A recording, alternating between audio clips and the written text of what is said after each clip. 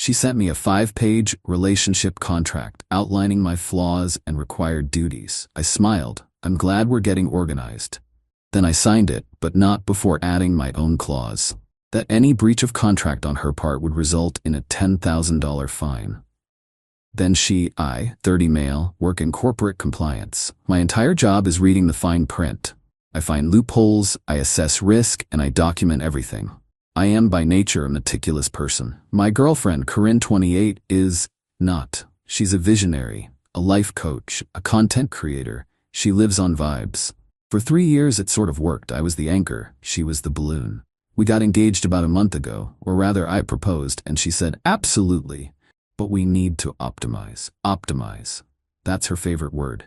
This optimization process began when she started her empowerment coaching certification. It also coincided with her meeting Xander, 32, her mentor, and a guy who looks like he bathes in bronzer and bad cologne. Xander is all about disrupting and actualizing. Mostly, he just seemed to be disrupting my relationship. Last night, Corinne sat me down. She had a full-on PowerPoint presentation. Nathan, she said, all serious. I love you, but for this marriage to work, we need to establish our core partnership protocols. She then handed me a 5-page document. It was in a white binder, laminated. The title, A Path to Optimize Partnership, a Contractual Agreement. I am not kidding. Pages 1 through 4 were, and I quote, Nathan's areas for improvement and mandated duties. It was a greatest hits list of my flaws. Clause 2.1. Nathan, partner A, shall provide verbal validation of Corinne's, partner B, emotional state no fewer than 3 times per conversational exchange. Clause 3.3. Partner A will cease pessimistic or realistic commentary regarding partner B's career ventures, i.e., Xander's business model seems pyramid-shaped. Clause 4.1. Partner A will increase his shared household labor contribution from its current estimated 60% to a more equitable 75% to compensate for partner B's emotional labor. Clause 4.2. Partner A will refrain from questioning partner B's wellness purchases, as self-care is non-negotiable. It went on for 4 pages. My inefficient way of loading the dishwasher. My failure to be spontaneously romantic on her schedule. Page 5 was partner B's commitments. It was 2 bullet points. Partner B will provide honesty and transparency. Partner B will continue to foster her own growth to inspire partner A. I read the whole thing. My heart was pounding, but not with love. It was the cold, quiet rage of 1,000 paper cuts. She had taken every normal relationship gripe, weaponized it with corporate jargon, and handed it to me as a condition of her love. She looked at me, beaming, like she'd just given me the greatest gift in the world. So, it's amazing, right? Xander helped me draft it. It's all about radical accountability. I smiled, a slow, calm, compliance guy smile. Corinne, I said, I'm so glad we're finally getting organized. Her smile widened. I knew you'd get it. This is a serious document, though, I continued, holding up the binder. A real commitment. I need to review it properly. Give me 24 hours to, make sure I'm fully aligned with the protocols. OMG, yes, take your time. This is why we're so good together. You're so methodical. Oh, she had no idea. I went to my home office. I recognized the template she'd used. It was a basic freelance services agreement. She just found and replaced the words. I opened my laptop. I kept her entire document, word for word. But I added one small section. Addendum 7, Mutual Fidelity and Liquidated Damages. 7A. In accordance with partner B's commitment to honesty and transparency, page 5, bullet 1. Both parties affirm that this optimized partnership is contingent on absolute emotional and physical fidelity. 7B. A breach of fidelity, defined as any romantic or sexual intimacy, digital or physical, with a third party, shall be considered a material breach of this entire agreement by the breaching party. 7C. As this contract is entered into upon the mutual understanding of a forthcoming marriage, and in consideration of the $10,000 gifted funds from partner B's parents, held in trust by partner A in savings account XXX1234 for a future home down payment, a material breach of fidelity by partner B, Corinne, shall be considered fraudulent inducement. 7D. Upon verification of said breach by partner B agrees to the immediate and non-contestable forfeiture of the full $10,000 from account 4 to partner A as pre-liquidated damages to compensate for emotional distress, reputational harm, and fraudulent entry into this agreement. Her parents had given us $10,000 after I proposed. Corinne, who is terrible with money, insisted I put it in my high-yield savings to keep it safe from her wellness purchases. It was her money, in my name. A compliance nightmare. Or, as it turned out, an opportunity. I printed Addendum 7 on the same cardstock. I used the same font. I even mimicked the little vision board logo she'd put in the footer. The next morning, I brought her the binder and a pen. "I've reviewed it," I said, looking her right in the eye. "It's perfect. I just added one small addendum 7 through 7D. It just actualizes your honesty and transparency clause, makes it concrete, for accountability." She was so high on her own power trip, so thrilled I was playing along, that she barely glanced at it. Fidelity, damages, blah blah. Yeah, fine, whatever, obviously. She signed her name with a flourish on the main page. She initialed the addendum. I signed. I initialed. I took my copy. She put hers back in the binder, which she placed on the living room shelf like a trophy. "This is it, Nathan," she said, hugging me, "the next level." She thinks she just put me on a performance improvement plan. I think I just set a $10,000 bear trap. Now I just have to prove what I already know, that Xander isn't just her mentor. Update 1. It's been 3 weeks. Living with the contract has been an experience. Corinne loves it. She cites it. "Nathan, you didn't verbally validate my feelings about that new influencer's post. That's a soft breach of Clause 2.1. I'm noting it in my journal. Per Clause 4.1, you have to come to Xander's seminar on unlocking your alpha potential. I already paid for your ticket. It's a non-negotiable partnership investment." I just smiled. "Yes, of course. Duly noted. I'll add it to my calendar." I was playing the part of the optimized partner perfectly. I was validating, I was enthusiastic, I was loading the dishwasher in her correct spiral pattern. I was also gathering data.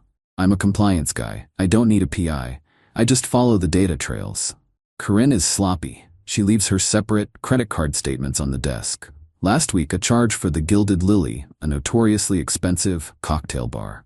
Timestamp, 9:43 p.m. on a Tuesday. Her shared Google Calendar, which she insists we use, said, "Yoga and meditation retreat." Interesting. I needed definitive proof, a verification that would stand up to the contract. This past weekend, I had a genuine work trip, a 2-day data security conference. "I'm so bummed, Corinne," I said. "I'm going to miss Xander's webinar on monetizing your authentic self." "Oh, don't worry, baby," she said, a little too quickly. "I'll take notes for you. You just focus on data." I packed my bag. I left Thursday morning. And I came back Thursday afternoon. I didn't go to the conference. I told my boss I had a family emergency. I drove to the airport, checked in for my flight on the app, and then U-turned and drove to a cheap hotel 2 blocks from our condo.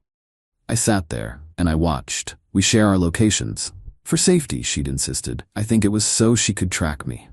9 p.m., her dot is at our condo. 10. Her dot is at our condo.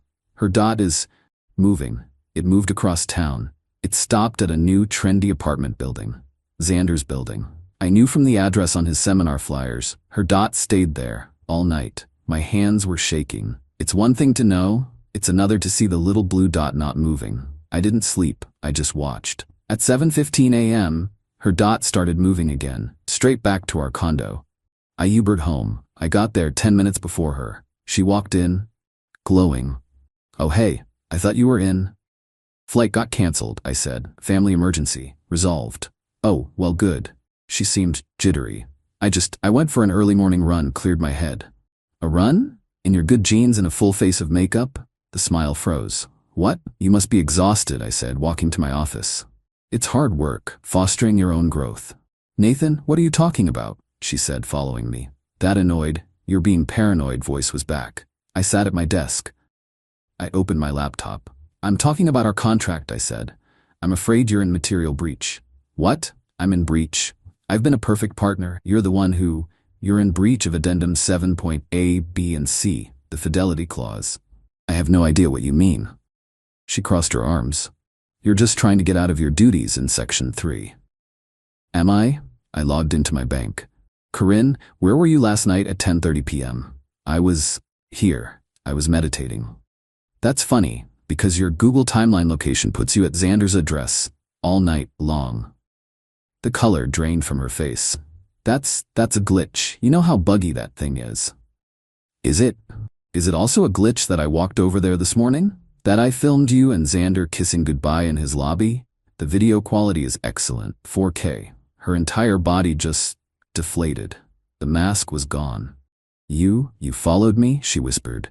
No, I said. I verified a breach per the contract. Your contract.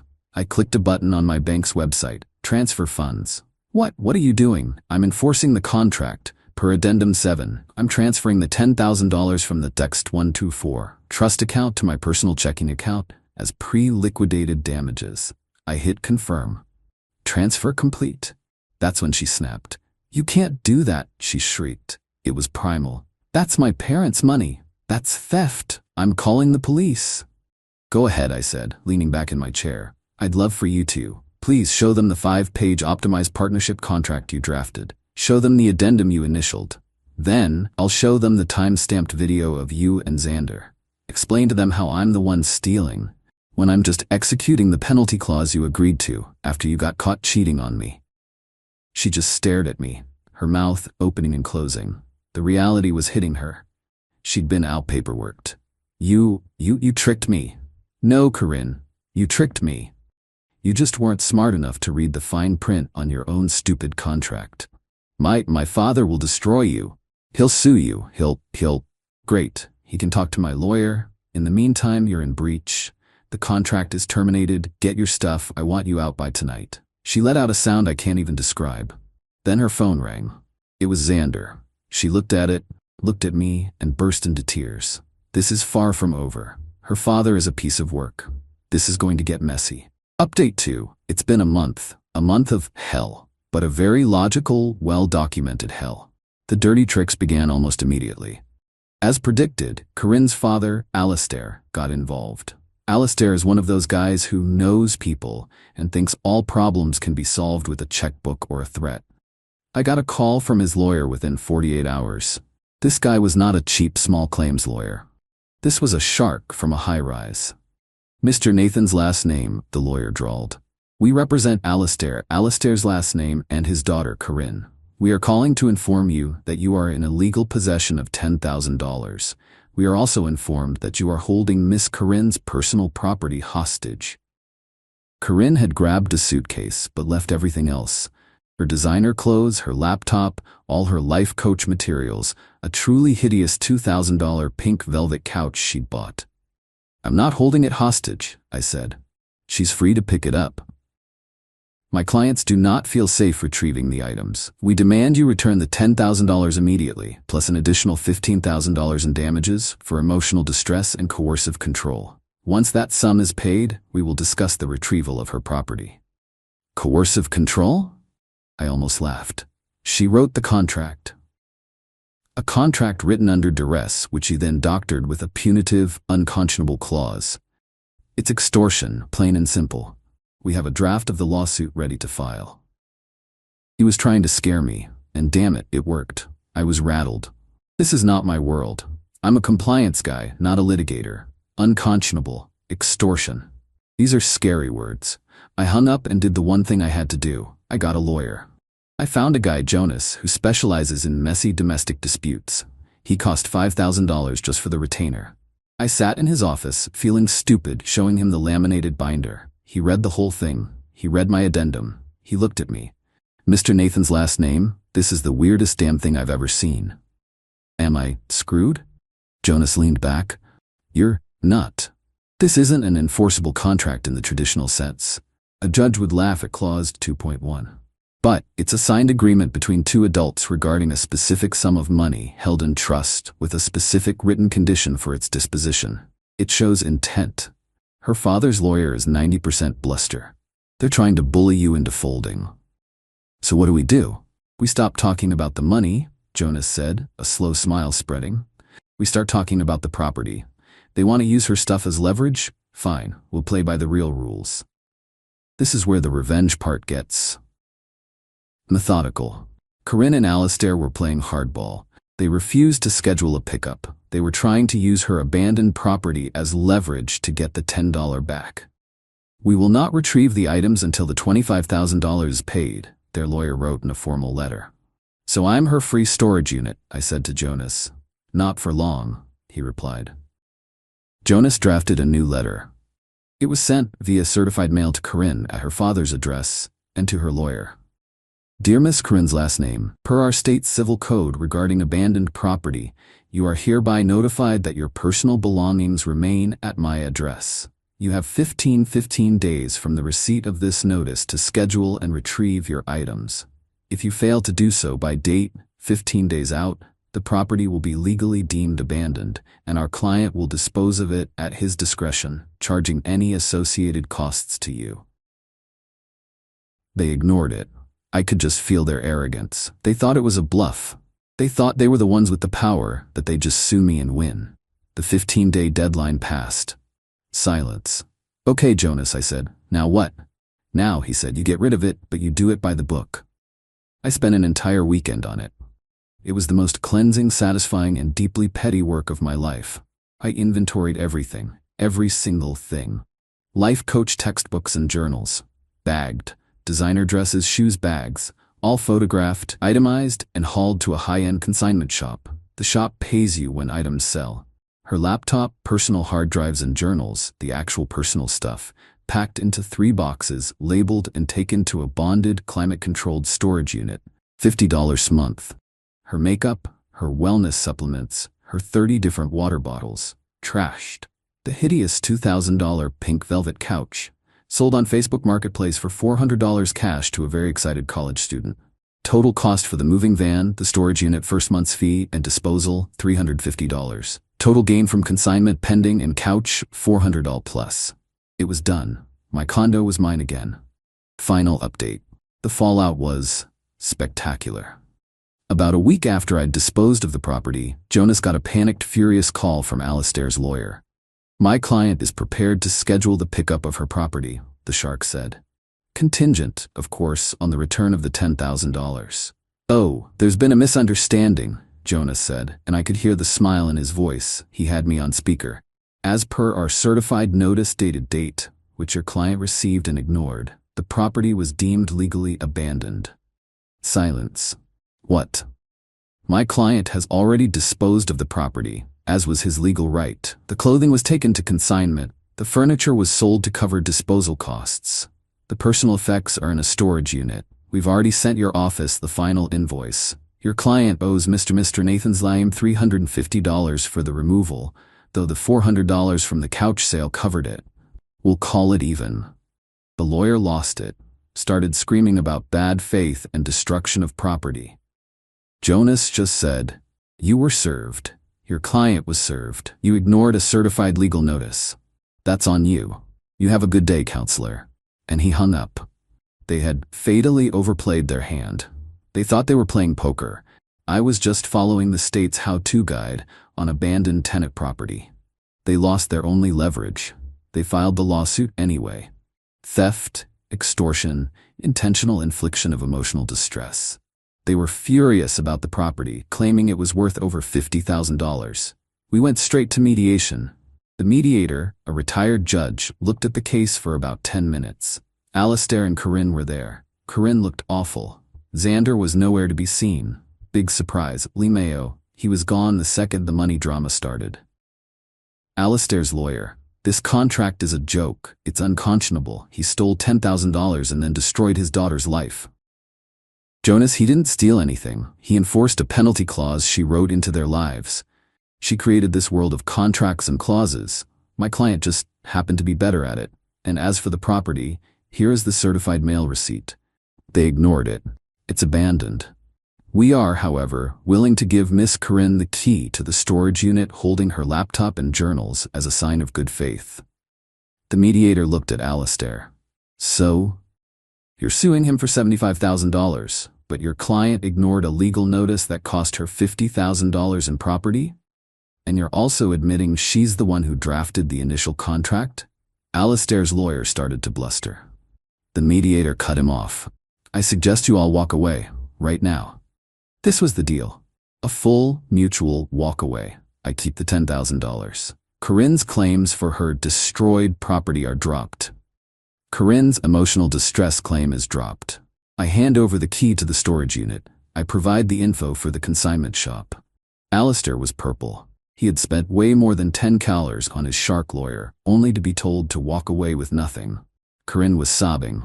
But my clothes, my couch, you should have picked them up, the mediator said, not unkindly. They signed. They had no choice. I slid the storage unit key across the table. It's paid through the end of the month, I said. After that, it's your problem. I walked out of that office. Well, that was something. Did I win? You kept the $10,000, you got her out of your house, you're not being sued, and it only cost you $5,000 in legal fees. So yeah, you're up $5,000 and a psycho. I've never been so happy to write a check. The revenge was perfect. It wasn't loud, it wasn't emotional, it was just compliance. She handed me a 5-page rulebook. I just added a penalty box. She was so arrogant, she walked right in and locked the door behind her. I went home. I deleted the video. I blocked Corinne, Alistair, and Xander. My condo is quiet. It's finally optimized.